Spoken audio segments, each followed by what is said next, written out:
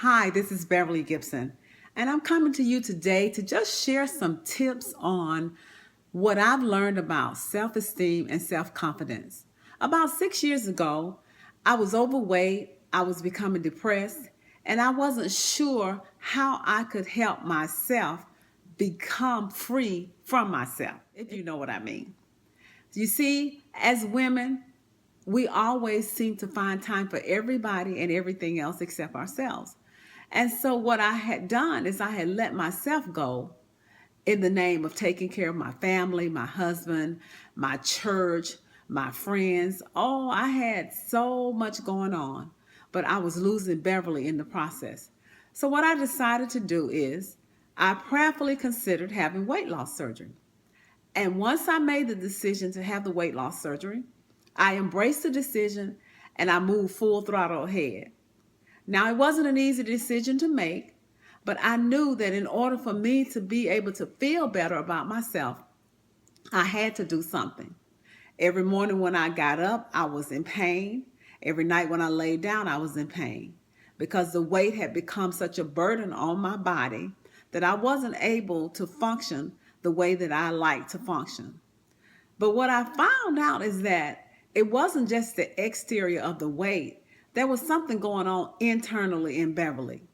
And so I began to do some soul searching. And I came up with a few things as over the years, and it continues to build as I continue to search myself, as I continue to grow, as I continue to desire to know who I am. I realized that I lacked some things that I absolutely needed. You know, the Word of God says that our confidence is of Him. Even though I was a believer, I loved the Lord, and I was very, very in touch with my spiritual side. I failed to realize that the confidence that lacked, I could find in God. So what I began this journey. And on this journey, I began to develop a self-concept. And what happened in that time that I developed a concept is what would shape my destiny. And so I began on this journey. The first thing that I had to realize was that my life belonged to me. I did not have to live my life for anyone else. I simply had to live my life for me. And of course, my relationship with the Lord is priority. But in the natural day to day scheme of things, I found that I was people pleasing. I found that I was insecure. I realized that I depended on other people to tell me who I am. How many of you all realize that if you don't know who you are, somebody will be happy to tell you who you are? So I would highly recommend that you go on that journey for yourself so that when people begin to tell you who you are, you can either confirm or deny that that's not who I am. The next thing that I did is that I realized that I had to have an awareness of who I was. I had to get in touch with Beverly. I had to get in touch with my feelings, my thoughts, my desires. For so long, I numbed out. I just existed and I went through the day. Especially after I gained so much weight after having my children. I just kind of like zoomed out. I began to make myself the butt end of my own jokes. I would make the jokes about myself in order that other people would not make the jokes about me.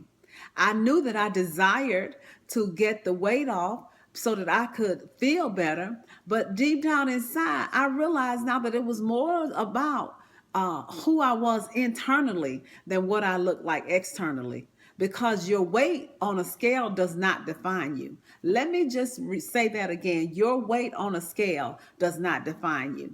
It is absolutely defined in you becoming totally self-aware of who you are, getting in touch with your feelings, learning what your abilities are, beginning to tap into those things and connect with yourself in order to become a better you.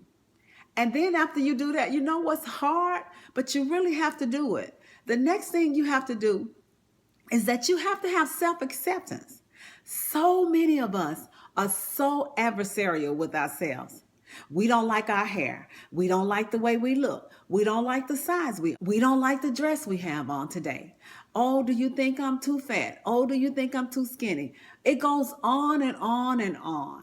And because we have this inner turmoil, we are really not accepting ourselves. And that is important for you to have self-love and self-acceptance for yourself. Because without the self-acceptance for yourself, then people once again can come along and they can shape and form the thoughts about you and tell you who you are. And you know what? We begin to believe it.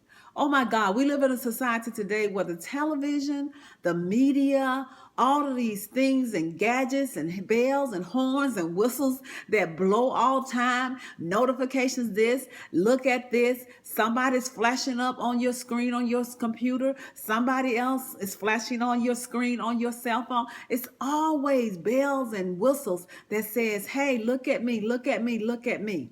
And it pulls us away from being in touch with who we really are, failing to hear the voice of God, not answering the call of God for our lives, and being all that we have been called to be.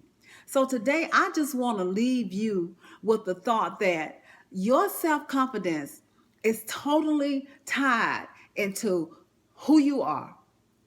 Who you are makes you show up. Who you are makes you stand up and be accounted for. And you know what? Let me let you in on a secret. It's very easy to fool other people that you're so self-confident because they're not even sure who they are. They have so many insecurities that when you show up, if you show up and you just be self-confident, nobody's going to know that. So I challenge you today. Stop taking yourself so seriously. Relax. Get in touch with the inner self. Find the child in you again. Laugh. Explore. Take a walk. Go to a park. Talk to a stranger. Find someone who is interested in who you are. Become that girl that nobody can define because you already have given yourself definition to life. Because the word of God tells us that we are fearfully and wonderfully made, and that this is marvelous in the sight of our God. So, hey, girls, let's get going. Let's build some self-concept. Let's know who we are, know who we belong to. Get up, get off the couch, get up in the morning, move, have your prayer time, get with the Lord, let Him minister to you. Let God tell you who you are over and over again so that you will not walk with your head hung down. The word of God says, lift up your head, O ye gates, and be ye lifted up, ye everlasting doors, and the King of glory will come into your life.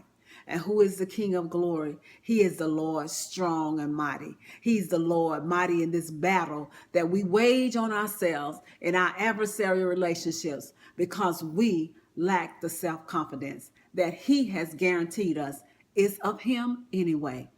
Thank you. Have a blessed day.